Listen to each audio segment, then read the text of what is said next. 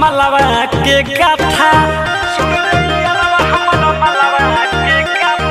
खुरपी डेली लेके देख हो दे जाता सुन रे यारवा हमारा मलवा के गाथा हम मननी नहार बिया बड़की खेला काम हो को के संगे हमारा साथ बनतिया जौना हाथा पर रही पछरले ओही पयाजू खास कर हतिया जौना हाथा पर रही पछरले ओही पयाजू खास कर हतिया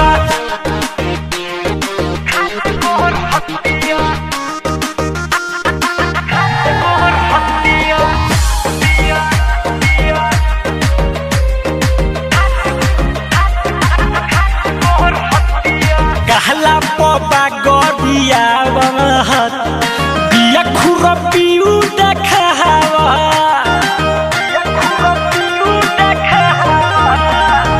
कहला पपा गरिया बहत बिया खुरपियू देखावा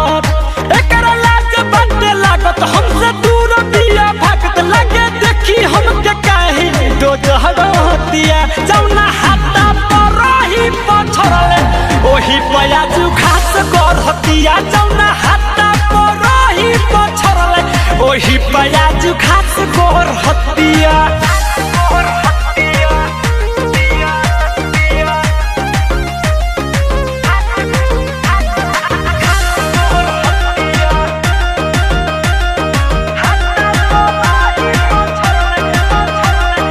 राइटर मिठू मिसाइल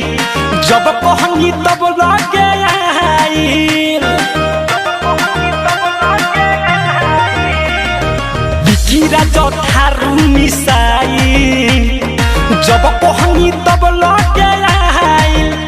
रहे कुछ कुछ अन्हार होले निमा जमार पहिले छनले रहे जरो लब तरो जो बढ़तिया जौना हाथा पर रही पछरले ओही पयाजू खास कर हतिया जौना हाथा पर रही पछरले ओही पयाजू खास कर हतिया खुरपी डेली लेके देख हो दे जाता